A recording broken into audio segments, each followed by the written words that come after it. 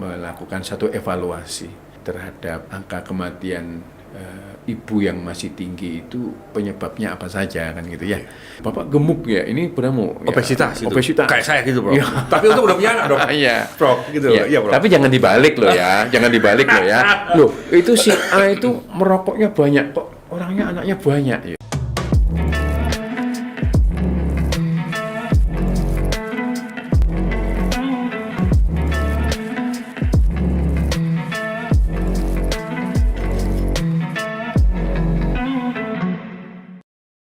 Assalamualaikum warahmatullahi wabarakatuh. Waalaikumsalam warahmatullahi wabarakatuh. Sahabat Singkong dan Kopi Podcast Jatim News Media. Hari ini bagi saya sebagai host Haji Norman, host dari Singkong dan Kopi. Narasumber saya orang yang luar biasa, yang patut kita catat. Gelar beliau sudah profesor, doktor, ahli kandungan. Beliau adalah dekan Fakultas Kedokteran daripada Universitas Airlangga. Beliau juga punya rumah sakit. Beliau keluarganya semua dokter loh. Masya Allah. Dan hari yang luar biasa buat saya, hari yang istimewa buat saya. Assalamualaikum Prof. Bus. Waalaikumsalam warahmatullahi wabarakatuh. Pak Haji Norman. Dengar namanya sudah merinding. Profesor, doktor, kan begitu. Iya. Prof. Iya. Saya sangat tertarik untuk bicara hari ini dengan panjenengan. Tentu Singkong dan Kopi ini adalah obrolan santai, tapi yang bermanfaat. Insya Allah. Yang paling tidak adalah sungguh saya sangat-sangat ketika Allah sudah memberikan rezeki, memberikan hidayah kepada seorang namanya Prof. Bus kan gitu. Keluarganya sampai semua anak-anak semua dokter kan. Ibu pun seorang apoteker kan. Istri ya. Okay. Dulu bapaknya panjenengan dari Lamongan hijrah ke Banyuwangi. Tepatnya Mbah ya. Mbah ya gitu Mbah, ya. Iya. Itu dulu wiritannya apa dok? Iya. Jadi Mbah saya itu mungkin kayak dulu itu tukang emas ya. Tukang emas ya. Kalau di pesisir Lamongan khususnya di daerah Paciran, Sedayu sana itu almarhum Mbah saya, Mbah Lanang dan Mbah Putri itu asalnya di sana, hijrah akhirnya membuat kerajinan emas ya, akhirnya mempunyai toko dan alhamdulillah Bapak dan Ibu mempunyai toko yang mungkin kalau tahun 60-an cukup besar lah. Tahun 60-an ya. Terus dalam perjalanannya ya kalau dikatakan wiridnya apa ya mungkin sederhana ya. Berdoa dengan bahasa kita tentu ya doa-doa yang standar saya pikir iya. Yang mengesankan bagi saya adalah saat saya SMP begitu ya. Ibu saya itu selalu membangunkan untuk sholat subuh. Masya Allah. Dan beliau pada waktu itu Genteng, masih desa Genteng. Genteng itu belum ada aliran listrik. Kalau bentuk ada mungkin sampai saya SMP itu sampai jam 9 malam. Setelah itu mati ya. Nah, ibu saya itu menyalakan strungking. Petromak itu dok. Petromak, gaspom. Ya. Ibu saya yang memompa sendiri. Ya kadang-kadang saya juga. Gitu. Jadi beliau membangunkan itu untuk tentu sholat subuh, berdoa dan belajar. Dokter, Pak Prof, tentunya kebahagiaan seorang laki-laki, seorang ayah ketika melihat putranya lahir, kemudian mengantarkan putranya wisuda, kemudian mendampingi putranya menikah dan lahirlah cucu. Bagaimana Prof pendapat itu? Kebahagiaan itu tentunya Prof sudah mendapatkan kan tuntas semuanya. Satu hal yang perlu saya sampaikan Pak Norman. Seringkali kalau bapak atau ibunya seorang dokter, anaknya harus seorang dokter. Itu yang paling saya takuti. Itu yang paling saya takuti. Saya takut memaksakan anak-anak saya untuk harus seperti saya. Itu harus tidak saya lakukan. Karena apa? Karena seorang nantinya mampu berprestasi, seorang itu mampu melakukan hal yang bermanfaat kepada masyarakat itu kalau dia bekerja berdasarkan kemampuannya. dia bekerja berdasarkan passionnya. Nah itu yang saya takut sekali kalau dia jadi dokter bukan karena keinginannya dia, tapi karena keinginan saya. Oleh karena itu selalu saya katakan, betulkah kamu mau menjadi seorang dokter? Itu yang selalu harus saya tanyakan. Dan alhamdulillah ketiga-tiganya ya sepertinya itu passionnya. Menjadi spesialis pun mereka selalu saya tanya, apakah betul bukan karena bapakmu? Enggak, saya itu. Malah anak saya kedua itu sudah, saya pokoknya harus bidang ini, sehingga saya tidak bisa memaksakan. Ya, dan mudah-mudahan ini adalah betul-betul pilihannya, sehingga dia bisa berprestasi, bisa menyumbangkan sesuatu yang bermanfaat kepada masyarakat dan umat ya, Dok. Dan Prof, umatnya tentunya. Prof, kira-kira pesan-pesan apa yang Mbah Kakung, Bapak Panjenengan sampaikan untuk anak cucu sehingga mereka termotivasi, bukan bersaing dengan Prof, kan begitu, tetapi termotivasi untuk mengabdi kepada masyarakat. Apa kalau memori yang dulu-dulu? Kadang orang tua-tua kita dulu kan keras-keras ya, Prof.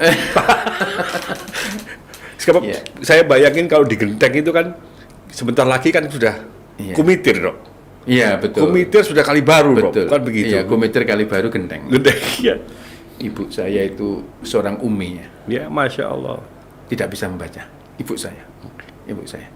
Tetapi ya mungkin bisa membaca tapi nggak lancar ya. Tapi pasti hafid Quran dong. Iya. Alhamdulillah. Kalau hafiz enggak ya, tapi beliau seorang melakukan mengaji hampir setiap saat ya. Itu mungkin yang membuat kita tersadarkan. Doa beliau lah yang banyak mengantar saya dan mungkin anak-anak saya dan saudara-saudara saya. Seorang ibu yang membacanya tidak lancar, tetapi dua anaknya seorang profesor. Jadi dari 7 bersaudara itu adalah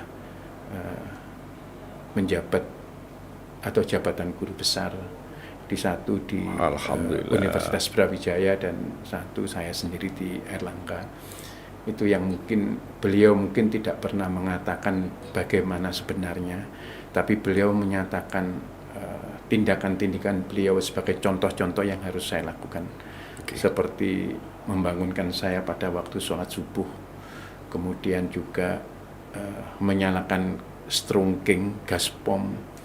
Itu akhirnya menyadarkan kepada saya bahwa harus disiplin, harus berusaha untuk tetap berdoa, kerja keras. Itu yang akhirnya saya terjemahkan sebagai contoh aksi, bukan sebagai mungkin ungkapan yang beliau contohkan kepada saya, kepada saudara saya. Tentunya karena ibu yang santri itu, tentunya panjenengan didorong untuk harus ke surau, harus ke ngaji. Ada kenang-kenangan manis kan? Iya. Sampai ibu saya umur 85 tahun. Masya Allah. Saat beliau itu tertatih-tatih, masih menyarankan dan masih beliau itu sholat berjamaah, sholat subuh. Memang beliau sekarang keadaannya terbatas sehingga tidak banyak bisa berjalan dan banyak di tempat tidur. Ya, tapi saya lihat beliau masih sholat dengan keterbatasannya. Beliau masih megang tasbih untuk wirid, mengingat sama Allah. Iya, wirid, zikir beliau masih.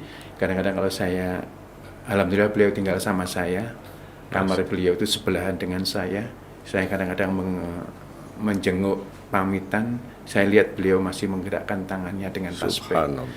Itu yang artinya bukan perkataan tapi amal, contoh, aksi. Prof masih merasakan kasih sayang ibu sampai sekarang ya, Masya Allah. Sahabat Singkong dan Kopi, beliau ini sudah profesor, ahli kandungan lagi, tetapi kalau sudah bicara masalah sosial, bicara perhatian kepada sesama manusia, ada cerita nih, suatu saat saya ini sakit, kebetulan rumah sakit beliau berada di sebelah kantor kami, kantor politik, dan saya bicara sama Mas Sulis, driver beliau.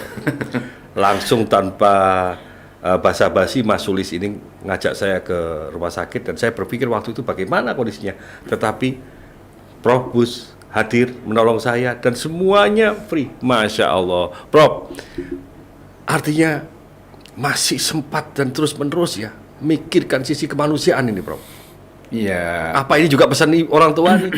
itu juga merupakan bagian dari rezeki ya saya. Masya Allah. Ya. Jadi ya ada beberapa yang demikian, bahkan ya mohon maaf saya nggak harus cerita ya, tapi seorang yang selalu kesakitan karena keterbatasannya pun insya Allah hari Senin minggu depan saya operasi. Itu pun juga bagian dari yang rezeki saya yang harus saya berikan kepada orang lain. Artinya selalu mensyukuri ya, Prof. Insya Allah. Lain zakartum, lain kafartum, inna adzabi lasyadid. Akan aku tambah nikmatmu. Masya Allah. Kira-kira kalau ditambah nikmatnya, Prof, terus apa lagi di atasnya, Prof, kan udah tidak ada. Iya. Artinya kenikmatan itu kan tidak mesti harus berupa materi ya, Prof. Betul. Kita mempunyai teman baik seperti Pak Nurman ya, bagi saya rezeki. Masya Allah. Saya mempunyai anak-anak yang menurut saya baik, itu pun juga rezeki. Tapi ini kan menjadi catatan, Prof. Ya. Mungkin kalau dibukukan nanti melalui Jatim News itu dibukukan luar biasa tuh, Prof. Bagaimana perjalanannya ya. Yang Kakung, yang Putri itu. Mungkin ada yang lebih baik dari saya lah mungkin. Tapi tentu seorang manusia itu mempunyai suatu kapasitas kemampuan yang sendiri-sendiri, mempunyai rezeki sendiri-sendiri, mempunyai cobaan sendiri-sendiri, dan itu semuanya harus kita syukuri. Iya, sahabat Singkong dan Kopi, setinggi apapun beliau ini, dan alhamdulillah selalu bersama ibu dan doa ibu, ini patut dicontoh. Generasi muda Singkong dan Kopi, generasi milenial, jangan pernah meninggalkan restu dan doa daripada seorang ibu yang pernah membesarkan kita. Saya yakin, Prof, kita sama bahwa jasa ibu lebih besar daripada rezeki yang kita dapat sekarang, Prof. Gitu, Prof. Iya. Prof, kita masuk materi. Prof, panjenengan sebagai seorang spesialis dan ahli dalam kebidanan ataupun kandungan, Prof. Kalau zaman-zaman saya masa kecil, resiko kematian ibu hamil dan resiko melahirkan itu sangat tinggi. Untuk sekarang bagaimana, Prof? Sama. Sama. Jadi angka kematian ibu hamil melahirkan Indonesia masih terbilang tinggi. Kira-kira 365 per 100 ribu kelahiran hidup. Itu tinggi. Kenapa nih, Prof? Nah, ini yang menjadi sebuah masalah yang mungkin multisektorial, ya. Bukan masalah kesehatan saja. Kalau kita lihat jumlah perawat, sekali mohon maaf, bukan persoalan kesehatan saja. Betul, bukan persoalan kesehatan. Jadi ada persoalan lain di sini. Ada sosial ekonomi budaya, dan geografis juga. Atau mungkin kondisi sekarang mereka stres, Dok? Ya bisa juga berkontribusi ya. Tapi begini, jadi proses penurunan angka kematian ibu di daerah-daerah yang tahun 90-an mungkin sama dengan Indonesia, Sri Lanka, ya, mungkin India, ya, kemudian Malaysia. Tetapi saat ini mereka itu sudah mampu menurunkan dengan sangat-sangat drastis, sangat turun sekali. Bahkan mungkin Malaysia, Singapura itu sudah di bawah 10 dari 100 ribu kelahiran hidup. Oh, luar biasa itu, Dok. Iya. Iya, di bawah 1 digit. Kenapa Indonesia ini? Iya. Nah, itu yang terus menjadi sebuah masalah yang tentu harus melibatkan semua pihak. Bukan saja dokter, bukan saja dokter kandungan, bukan saja bidan, tetapi semua harus bersama-sama untuk menurunkan angka. Kalau begitu ulama dan umaroknya juga harus terlibat, Dok? Jelas. Sebagai informal leader, mereka tentu harus ikut kita ajak untuk menyuarakan, ikut kita ajak menurunkan angka kematian ibu ini. Dan alhamdulillah Ibu Gubernur sangat concern sekali untuk memikirkan, dan beberapa bulan yang lalu sampai kita canangkan tekad bersama kita untuk menurunkan angka kematian ibu ini. Oke, yang real, Bro, apa yang dilakukan oleh pemerintah Provinsi Jawa Timur dalam hal ini Ibu Khofifah untuk melakukan itu? Apakah support anggaran, apa support nutrisi, atau apa yang dilakukan, Bro? Ya, tentu melalui Dinas Kesehatan. Dinas Kesehatan Provinsi, kita terus berkomunikasi, kami dari Fakultas Kedokteran juga ikut berkontribusi, terus kemudian kita melibatkan sejawat-sejawat dari dokter kandungan, bidan untuk terus berupaya menurunkan angka kematian ibu ini. Kalau kita lihat dengan perbandingan angka penurunan stunting di nasional maupun di Jawa Timur itu cukup drastis, cukup drastis ya. Ya, kita berharap bahwa upaya-upaya penurunan angka kematian ibu pun juga melibatkan hal yang sama, dilibatkan dengan stunting ini, sehingga kita akan lebih peduli dan lebih menghasilkan angka penurunan kematian ibu ini. Menurut data Prof, evaluasi panjenengan Prof di Fakultas Kedokteran daripada UNAIR, apakah resiko kematian itu di usia kandungan tua atau menjelang kontrak mereka nuwun sewu ngapunten sudah menjelang kontraksi? Iya. Jadi penghitungan angka kematian ibu itu saat hamil, saat melahirkan dan pasca melahirkan. Bahkan 40 hari sebelum nifas selesai itu juga dihitung juga sebagai angka kematian ibu. Karena mungkin perdarahan ada perdarahan yang early, yang awal, yang dini, dan ada yang lanjut, yang yang late HPP, yang perdarahan lebih lama, tapi di bawah 40 hari. Nah, itu juga salah satu penyebab kematian. Entah karena, kalau dulu infeksi ya, tapi sekarang kan juga bisa karena faktor perdarahan yang mungkin karena gangguan mengecilnya rahim itu pun juga sangat berkontribusi ya. Penyumbang angka kematian sekarang adalah penyakit hipertensi dalam kehamilan. Hipertensi dalam kehamilan, kemudian karena perdarahan, dan yang tiga karena penyakit jantung. Nah, ini yang kalau zaman saya sekolah dulu malah infeksi, banyak infeksi yang karena proses persalinan yang lambat. Tapi sekarang adalah perdarahan, juga plasenta akreta itu juga meningkat sekarang, dan ini memerlukan kerjasama di semua level. Sangat prihatin sekali Pak. Betul, tentu ini harus kita bersama-sama lah untuk. Berarti ada dulu yang omongan yang salah kan Prof? Ya. Ketika ibunya mohon maaf meninggal, bayinya juga ikut meninggal, cerita orang tua surga. Bukan. Anaknya pengen melok ibunya kan begitu. Atau mungkin budaya ya, tapi budaya. Ya sudah. Tidak bisa diselamatkankah bayinya ini Dok? Tergantung. Oke. Tergantung. Ada sih dalam jarang ibunya sudah meninggal, tapi sempat kita lakukan resusitasi, sempat kita lakukan bantuan pernafasan, kematian batang otak, tapi anaknya harus kita lakukan operasi sesar untuk menyelamatkan anaknya. Untuk anak ada begitu. Ya, Oke, Dok, Prof, saya pengen ngulang. Jadi tadi panjenengan menjelaskan ada faktor-faktor yang perlu diperhatikan. Sahabat Singkong dan Kopi, terutama ibu-ibu muda, kawan-kawan milenial yang sekarang sudah menikah ini, tolong diperhatikan, diawasi penyakit jantung. Tadi ya, Prof. Betul. Kemudian infeksi, kemudian satu lagi perdarahan. Ya. Jadi karena hipertensi dalam kehamilan, kemudian adalah perdarahan, dan ketiga adalah penyakit jantung. Ya. Jadi sahabatku Singkong dan Kopi, kehadiran anak memang kita tunggu-tunggu Dok. Betul. Kita istri kita hamil merupakan hidayah daripada Allah. Tetapi jangan biarkan istri kita, jangan biarkan ibu daripada anak-anak kita terjadi seperti itu. Betul. Prof, kalau seperti itu, apakah berarti kesehatan ataupun persoalan lingkungan ini juga terpengaruh, Prof? Iya. Jadi yang paling awal tentu untuk seorang wanita hamil kan harus kita lakukan satu pemeriksaan. Tensi itu selalu dilakukan. Tensi. Aturannya bagaimana, Prof? Ya. Apakah seminggu sekali begitu? Nah, ya minimal kalau untuk awal itu adalah kontrol setiap bulan sekali.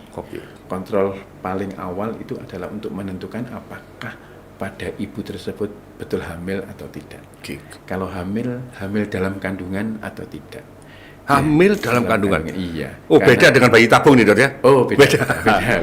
Karena ada yang implantasinya, tempatnya bayi itu tidak di rahim, tapi bisa di luar rahim. Nah, itu biasanya tidak lebih dari 8 minggu itu sudah menimbulkan gejala-gejala.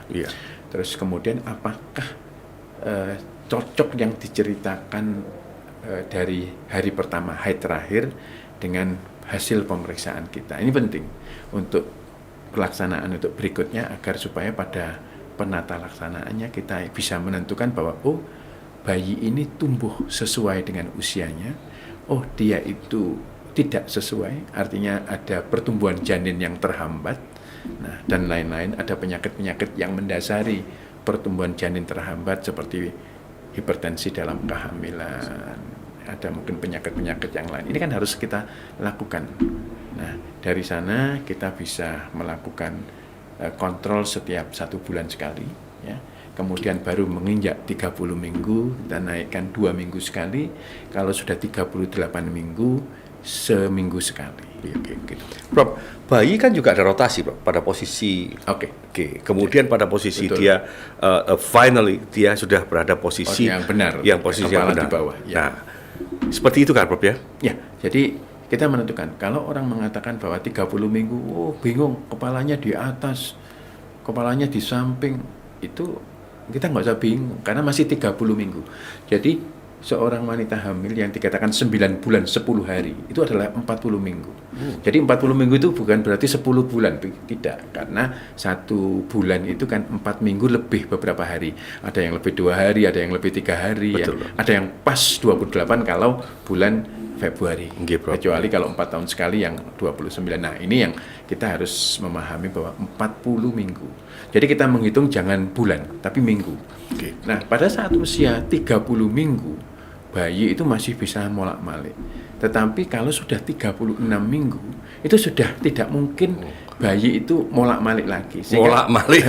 Ya, ke atas, ke bawah, ke kiri, ke kanan. Biasanya kalau orang Jawa dibagikan dukun pijet ya, Dok? Iya, Bro? Ya. Jadi itu pun, kalaupun toh dibalik, katakan, ya orang kalau di medis bilang rotasi ya, dibalik ke kepala di bawah gitu ya. Tapi kalau 38 minggu dia mungkin 30 minggu dia akan balik lagi. Biarkan aja. Nah, kalau sudah 36 minggu kita bisa menyimpulkan, oh memang letaknya normal apabila kepala di bawah. Oh, letaknya tidak normal kalau kepalanya di atas atau di samping. Nah, saat itulah kita mungkin dengan syarat-syarat tertentu, tidak ada hipertensi, perutnya tidak grande multi begitu, tidak memungkinkan untuk mutar-mutar lagi, ya kita bantu. Tetapi kita harus mempertimbangkan ada bahayanya dan harus kita lakukan oleh orang yang berpengalaman. Ya, akhirnya tindakan-tindakan medis itu harus dilakukan oleh orang yang tepat. Betul. Oke, Prof. Sehubungan dengan bagaimana tadi kematian ibu, tentunya kan tidak saja tanggung jawab dokter ini kan. Betul. Sekarang berkembang loh, Dok. Pendidikan juga berkembang. Betul. Para suster kita atau yang dikatakan yang di daerah-daerah ini apa istilahnya, Dok, yang tenaga medis kita, bidan kita kan pendidikannya juga sudah ditingkatkan. Kemudian Ibu Gubernur juga sudah memberikan stimulus untuk kepada mereka. Apakah ini masih perlu peningkatan lagi, Pak? Perlu kerja keras lagi yang bukan dokternya, yang mereka ada di puskesmas segala macam untuk kepada masyarakat, Prof? Iya. Kita ya harus berani melakukan satu evaluasi terhadap angka kematian ibu yang masih tinggi itu, penyebabnya apa saja kan gitu ya. Nah, kalau penyebabnya itu dari faktor medis, ya kita selalu melakukan diskusi kalau sampai terjadi kematian baik pada bayi maupun pada ibu, ya harus dicari penyebabnya, bukan mencari kesalahannya terus menghukum, bukan, agar supaya berikutnya tidak terjadi lagi. Berarti ini kan kerja para suami-suami ini kan juga harus membuat istri happy kan, Bro? Ya, kan jelas, begitu ya? Apakah perlu disiapkan alat tensi yang di samping istri kita ini, Bro? Sebaiknya seperti itu? Sebenarnya kan itu sudah bisa, kita mau ke puskesmas juga bisa, ke tempat-tempat yang puskesmas pembantu pun juga ada, kita bidan pun juga ada. Tapi yang jelas semuanya harus menyadari bahwa setiap ibu hamil itu bukan keadaan yang normal loh ya. Ya, karena di sana ada bayinya ya, yang harus dijaga. Yang harus dijaga. Mereka juga melahirkan bukan sesuatu melahirkan itu gampang, tapi ternyata ada resiko perdarahannya. Resiko yang mungkin prolong. Terjadi kemacetan proses persalinannya yang mungkin kita harus memutuskan, mungkin karena faktor powernya, faktor kontraksinya kurang kuat, betul, bisa kita kasih obat, atau penyempitannya itu juga bisa. Kalau penyempitan tidak boleh ini dianggap sebagai karena power. Nah, bagaimana sempit dikasih powernya untuk merangsang kontraksi? Kasihan ibunya juga, anaknya juga. Anaknya juga. Bisa terjadi ruptur ibunya kalau robekan pada rahimnya. Betul. Anaknya akhirnya terjadi asfiksi. Asfiksi itu adalah kondisi di mana anak itu kekurangan oksigen. Karena setiap kontraksi ibu, rahim ibu itu berkontraksi, maka sementara waktu darah dan O2 yang dari ibu itu terhenti. Oke. Makanya kalau kita memberikan induksi atau akselerasi pada ibu hamil itu syaratnya kondisi bayinya harus baik. Ya. Mohon izin, Prof. Yeah. Sahabat Singkong dan Kopi, mumpung ketemu ahlinya ini, ketemu Pak Profesor, ketemu Pak Dekan. Prof, orang tua-tua kita ini kan medisnya dulu tidak ada, Prof. Betul. Tetapi anaknya 12. Pagi melahirkan, 9 bulan lagi melahirkan lagi, Prof. Bisa. Mohon penjelasan, Prof, bagaimana ini, Prof? Ya, tapi kenapa mereka kuat gitu, Prof? Ya, ada yang demikian, tentu sampai sekarang pun ada. Oke. Tetapi pada saat itu apakah dilakukan pencatatan berapa yang terjadi kematian? Tidak juga. Nah, jadi mungkin juga tinggi juga angka kematian saat itu, ya, atau minimal sama mungkin dengan saat ini, ya perdarahan, mungkin juga karena infeksi yang juga ibu saya anaknya juga 7. Masya Allah. Ya, belum ada keluarga berencana, Dok? Saat itu ya sepertinya ya saya lahir tahun 60 ya, mungkin sudah ada tetapi ya belum masif seperti sekarang ini. Penyadaran pun juga tidak seperti sekarang ini. Kan banyak anak, banyak rezeki, Dok. Nah, itu yang mungkin konsep yang harus kita kaji secara ulang ya. Artinya, Dok, Prof, kan begini, Prof. Sebaiknya ini sahabat-sahabat Singkong dan Kopi yang saat ini baru menikah, ini tolong didengerin baik-baik. Sebaiknya bayi lahir anak kita pertama, terus kita memprogram untuk anak kita kedua, ini berapa tahun, Dok? Prof? Tergantung ya, jadi tergantung. Kan banyak faktornya. Oke. Banyak faktor. Yang terbaik, Prof. Ya, 3 tahun, 4 tahun, 5 ya, tahun? Mungkin 2 sampai 3 tahun lah. Sekarang kalau ibunya sekarang sudah berusia 35. Oke. Masa kita mau menjaga jaraknya itu 4 tahun. Nanti kan sudah Menopause. 39, belum menopause, tetapi kesempatan untuk mendidik, membesarkan, membiayai anak-anaknya kan juga menjadi masalah. Tetapi kalau pasangan tersebut menikah pada usia-usia yang normal, 24, 25, saya pikir jarak 3 tahun, 4 tahun masih baik. Oke. Artinya, Prof, batasan wanita untuk jangan hamil itu pada posisi di atas 45-40 itu, Prof. Ya, kalau kita melihat bahwa kehamilan di atas 35 minggu itu angka kecacatan di dalam kehamilannya itu meningkat, ya. Jadi bukan berarti kalau orang 38 mesti anaknya cacat, tidak.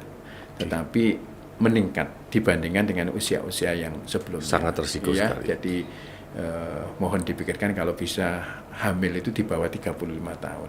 Ya. Ibunya masih sehat, bapaknya juga masih kuat untuk mencari rezeki, ya, masih mempunyai kesempatan untuk mendidik, untuk membesarkan anaknya, lebih punya waktu lagi. Kedua, kalau usia di atas 35 itu angka abortusnya juga meningkat. Dibandingkan dengan yang, bukan berarti kalau 36 nanti anaknya selalu abortus, ya juga tidak, meningkat dibandingkan. Jadi ini ideal kan, ideal untuk proses kehamilan itu ya sebaiknya usia kehamilan yang mungkin masih usia reproduksi yang masih di bawah 35 tahun. Prof, mau izin ini yang karena ini sambatannya kawan-kawan yang kepingin punya anak. Ya. Kemarin menyampaikan ke saya, informasinya mau Prof Bus mau rawuh, iya, tolong dong tanyakan kami ini, kami pengen punya anak, begitu. Ya. Bagaimana dengan bayi tabung? Ya. Istilahnya orang Arab itu mahwa wa ma'adroka bayi tabung. Mereka juga pengen tahu bagaimana. Ya. Karena memang mereka sudah cukup usia. Ya. Tapi mereka tidak pernah buat. Jadi mereka berpikir pintas bahwa mereka kepingin bayi tabung. Saya katakan jangan menikah lagi loh. Baik. Jadi kalau penanganan infertilitas itu tidak mesti berakhir dengan bayi tabung. Itu ya. Jadi tergantung dari penyebabnya apa. Jadi sebaiknya kalau pasangan suami istri itu sudah menikah 1 tahun dan belum dikaruniai kehamilan, maka sebaiknya harus melakukan pemeriksaan pasangan tersebut, pasangan. Ya, di masyarakat Prof, itu ada keterbukaan berdua begitu ya, Prof? Betul. Di masyarakat kita itu kan yang selalu ayo periksa, disangka bahwa karena keterlambatan hamil ini karena Saya selalu mengatakan keterlambatan hamil ya, bukan karena mandul atau apa ya. Keterlambatan kehamilan ini bisa karena faktor istri, bisa karena faktor suami. Nah, itulah betul. Apabila 1 tahun menikah dan belum mendapatkan momongan, maka sebaiknya melakukan suatu pemeriksaan. Untuk apa? Untuk kita ketahui faktor siapa sih yang menyebabkan kok tidak hamil-hamil. Bisa karena faktor suami, bisa karena faktor istri. Ini yang dicatat, Prof, kan begitu. Jangan selalu menyalahkan wanita. Betul. Jangan selalu menyalahkan istri kan gitu. Terkadang karena kita sendiri, mungkin dari faktor olahraga ada penyempitan daripada saluran sperma kan juga bisa terjadi, Prof. Bisa. Gitu. Itu yang sering juga jadi adanya varikokel. Betul. Jadi pembuluh darah di daerah alat vital itu. Betul. Yang menggerombol di vas deferens. Vas deferens itu dari testis keluar. Betul. Untuk cairan spermanya. Nah, kalau umpamanya digeromboli oleh varikokel, maka di sana itu salurannya itu panas, hangat itu. Nah, ini yang menurunkan kualitas dari selnya tadi, spermatozoonnya. Dan kadang-kadang bahkan seperti yang benar dikatakan Pak Haji Norman, bahwa sampai terjadi pembuntuan sehingga azoospermi. Jadi azoospermi itu keluar cairan maninya, tapi sel maninya tidak kualitas ada. Tadi bukan kualitas, tidak ada. Nol. Jadi jangan pernah dibayangkan sahabat Singkong dan Kopi bagaimana sel kita ini akan sampai kepada rahim itu. Iya, kan gitu. Iya. Karena panasnya tadi sehingga mereka sudah mati kan gitu. Iya, mati ya, betul. Iya, jadi nggak akan sampai tidak ada pembuahan dan sampai kalau terjadi pembuntuan. Terjadi pembuntuan, maka tidak ada spermatozoonnya. Iya. Sel-sel maninya tidak ada. Iya. Tetapi yang keluar adalah cairannya. Yang mohon maaf, yang selama ini seperti baunya akasia. Iya, akasia betul. Akasia itu kan sperma, sperm air mani. Sedangkan di dalamnya yang bergerak-gerak itu, nah itu artinya spermatozoon atau sel mani yang terdiri dari kepala, leher, dan ekor. Betul. Nah, itu. Dan itu yang berjalan sekian lama menuju indung telur kan, Dok? Betul. Ya, kalau sudah sejak awal kualitas mereka buruk, di tengah jalan mereka mati kan gitu. Kalau yang kualitasnya jumlahnya kurang, gerakannya kurang cepat, dan gerakannya kurang cepat. Dan morfologi itu adalah bentuk dari spermatozoonnya sendiri. Mungkin kepalanya gepeng, ekornya bercabang. Itu adalah bentuk kelainan yang selalu dievaluasi, dinilai dari setiap kali pemeriksaan analisa sperma. Nah, kalau kekurangan, mungkin jumlahnya kurang sedikit, gerakannya kurang cepat, kemudian morfologinya banyak yang tidak sempurna. Maka kita, Bapak merokok ya? Oh ya merokok, coba hentikan. Bapak minum alkohol, coba hentikan.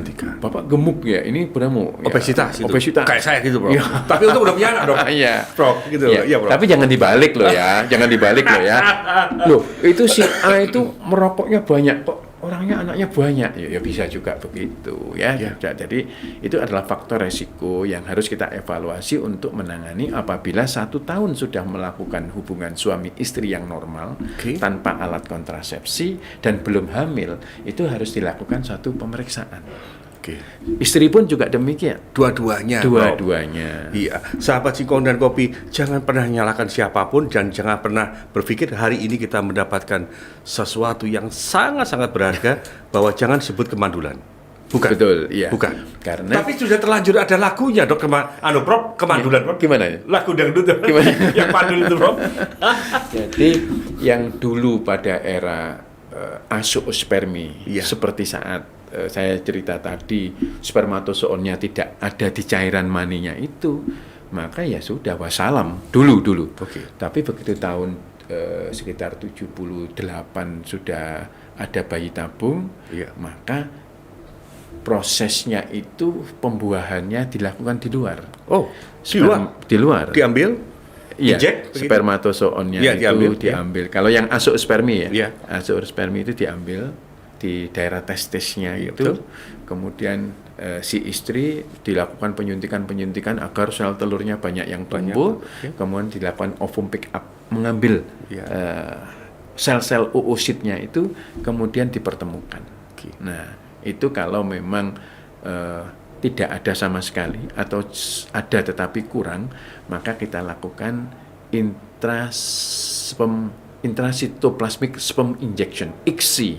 ICSI itu spermatozoanya diambil, ditusukkan di uusnya itu. Terus ditunggu beberapa hari berkembang, baru ditanam. Ya, itu ICSI. Ya. Tetapi kalau jumlah spermanya normal, ditaruh di petri dish begitu, kemudian ditetesi sperma begitu supaya bertemu dengan sendirinya. Betul, ya. Itu yang disebut dengan konvensional. Ya. Itu konvensional sama ICSI. Jadi yang dulu dikatakan mandul, tapi dengan teknologi sekarang memungkinkan dengan bayi tabung, itulah akhirnya seorang wanita bisa hamil. Iya, jadi intinya sahabat Singkong dan Kopi jangan berpikir bahwa seperti nitip sepeda begitu, kan tidak seperti itu, Prof. Ya. Prof, kapankah pasangan ini diperkenankan untuk menuju proses medis bayi tabung? Baik. Jadi kalau seorang datang sudah asuk spermatozoonnya tidak ditemukan, memang ada dua metode, bisa kita lakukan operasi membetulkan salurannya atau langsung bayi tabung, ya. Nah, itu sudah bisa kita lakukan. Atau seorang wanita yang kedua saluran telurnya buntu. Mungkin karena proses infeksi. Betul. Mungkin karena hamil di luar kandungan. Betul. Tahun ini sebelah kiri, tahun berikutnya hamil di sebelah kanan, dipotong semua kan untuk menyelamatkan. Betul. Akhirnya tidak bisa hamil. Tetapi dengan teknologi sekarang memungkinkan. Disuntiki obat supaya sel telurnya besar-besar, pada waktunya dipanen, diambili oositnya, kemudian spermanya kalau cukup disuruh masturbasi, dipertemukan, kalau tidak cukup dia harus diambil di testisnya, dipertemukan. Nah, itu. Tetapi kalau yang normal-normal, kita coba dengan metode yang mungkin gaya hidup diperbaiki, diberi lifestyle, di obat-obatan diberikan, makanan pun juga diperhatikan. Ternyata nggak hamil, ternyata laparoskopi kemungkinan juga tidak mampu membuat wanita ini hamil, ya terakhirnya bayi tabung. Oke, tentunya Prof ada syariatnya kan begitu. Ya, harus yang pasangan yang sah sendiri, tidak boleh itu wajib itu. Jadi di dalam aturan perundang-undangan kita, ya di undang-undangan kita tahun 89 itu harus dari pasangan suami istri yang sah. Sekarang istrinya 2, yang nomor 2 nggak punya anak, boleh nggak diambilkan telur dari istri yang pertama? Tidak boleh. Jadi harus berasal dari pasangan suami istri yang sah. Betul. Kalau seorang suami datang mungkin karena cadangan sel telur si istri sudah habis, ada sebuah kasus, sekarang banyak kasus begitu, masih muda tetapi seperti gambaran orang yang sudah menopause, tidak mempunyai sel telur sama sekali. Nah, itu kan berarti kan sudah tidak mungkin. Itu bisanya dari donor. Itu pun juga tidak boleh. Walaupun di beberapa negara diperbolehkan, tetapi di negara kita tidak memungkinkan. Harus berasal dari suami istri yang normal. Ya, artinya Prof bahwa bayi tabung itu diperkenankan. Ya. Bayi tabung sudah diperkenalkan. Akan tetapi pasangan-pasangan yang ingin menentukan langkah itu mungkin tetap harus memenuhi aturan-aturan ketentuan. Harus menyerahkan surat buku nikah. Buku nikah. Tetapi kan juga harus dilakukan tindakan medis. Jadi kan kadang pasien ini kan ngotot bayi tabung, tapi secara medis, ini bisa kok kan begitu. Hanya sugesti mereka yang bagaimana, ada kadang-kadang ada yang tidak sabaran ya. Ada yang tidak sabar, jadi sebelumnya yang bersangkutan atau pasangan tersebut belum melakukan upaya-upaya yang maksimal. Terus kemudian ingin bayi tabung terus. Kalau saya menyarankan jangan dulu. Selagi masih bisa diupayakan normal, kita upayakan normal. Dari pembiayaan, dari kesempatan hamil itu kan juga tidak kalah. Kansnya itu juga bisa besar. Bayi tabung pun kita melakukan di beberapa center itu yang terbaik ya kira-kira 40-50%. Jadi tidak selalu bayi tabung berhasil. Itu masih ada seperti itunya, Prof? Iya, tidak ada yang menjamin bayi tabung itu akan berhasil 100%, tidak ada. Ada yang mengklaim bahwa sekitar 60% iya, tetapi mungkin itu ya perlu kita pertanyakan yang terkait dengan indikasinya. Mungkin yang bersangkutan itu bisa hamil tanpa bayi tabung pun juga bisa. Tetapi kalau betul-betul dia datang karena sudah melakukan sebuah prosedur upaya kehamilan yang lengkap, ya hamil-hamil itu ya kira-kira 50%. Nah, dari yang 50% ini tentu harus selalu kita jelaskan kepada pasien sebelum yang bersangkutan itu mengikuti. Bapak, Ibu, upaya ini adalah upaya terakhir, yaitu bayi tabung. Tetapi harus disadari bahwa upaya ini tidak memberikan jaminan 100%. Final decision gitu, dokter ya? Iya. Prof, kalau memang ada pasangan yang sudah memenuhi syarat segala macam, kemana mereka? Ke rumah sakit mana atau kemana? Ya. Kan tidak bisa sembarangan. Betul, ada beberapa fasilitas rumah sakit, ya karena memang bayi tabung sekarang aturannya tidak diperbolehkan di sebuah klinik. Ya, sekarang harus minimal di rumah sakit ibu dan anak.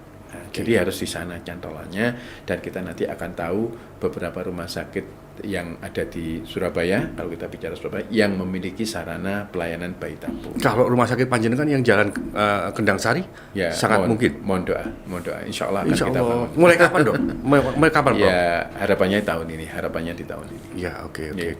Sahabat Singkong dan Kopi, saya harus membatasi jam untuk bertanya kepada beliau karena tadi beliau sudah menyampaikan sebentar lagi beliau harus ada operasi, dan itu juga demi untuk ibu-ibu kita.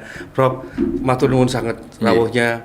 Mohon berkenan nanti Jatim News Media dan Singkong dan Kopi ini diajak mungkin bisa kita ke panjenengan untuk makin memberikan informasi. Hal-hal seperti ini yang perlu dibuka kepada masyarakat. Hal-hal seperti ini dibuka mainstreamnya kepada masyarakat, dan saya yakin bahwa masyarakat akan makin mengerti dan makin mudah diajak untuk sehat.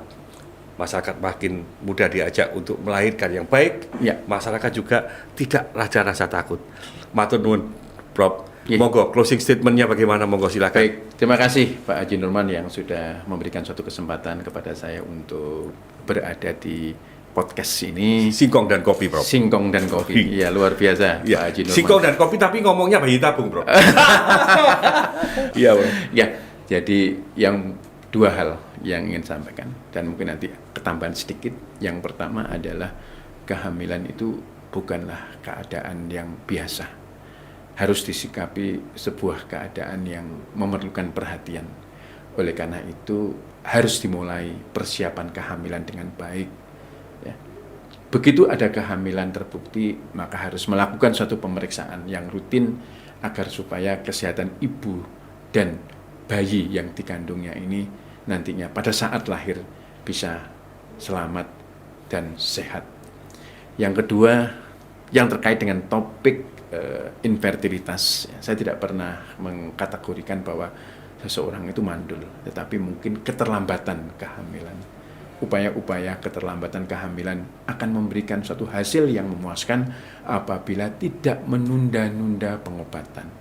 Begitu pasangan suami istri menikah dan melakukan hubungan suami istri yang normal, 2 kali sampai 3 kali dalam 1 minggu, dan selama 1 tahun belum hamil, bersegeralah untuk melakukan pemeriksaan.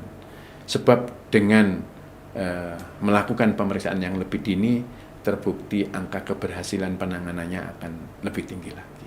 Saya pikir itu Pak Haji Nurman, mudah-mudahan bisa memberikan suatu manfaat. Lain waktu saya bisa datang lagi. Prof disambung lagi. Sahabat Singkong dan Kopi, terutama ibu-ibu muda yang sekarang lagi mengandung, jagalah kandungan itu yang baik. Seperti Prof Bus tadi menyampaikan, gemarlah untuk memakan makanan yang sehat. Jagalah kebiasaan, terutama bapak juga begitu. Kalau ibunya hamil, ya kita juga puasa lah, Dok. Ya, Prof, kan begitu. Jadi jagalah, karena apa? Akan lahir putra-putra bangsa terbaik yang kelak mereka tidak akan tahu. Ada yang seperti beliau menjadi profesor, ada yang menjadi pilot. Begitu. Saya boleh meluruskan? Iya, gimana, Prof? Kalau ibunya hamil, bapaknya nggak selalu harus puasa loh. Oh gitu, Prof? Iya. Oh, iya. Ikut prihatin maksudnya, Prof. Oh iya. Iya. Jangan terus malah keluar malam, kan enggak apa-apa, Prof. Matur nuwun sangat, Prof. Sama-sama. Wassalamualaikum warahmatullahi wabarakatuh. Waalaikumsalam. Salam Singkong dan Kopi. Oke. Alhamdulillah.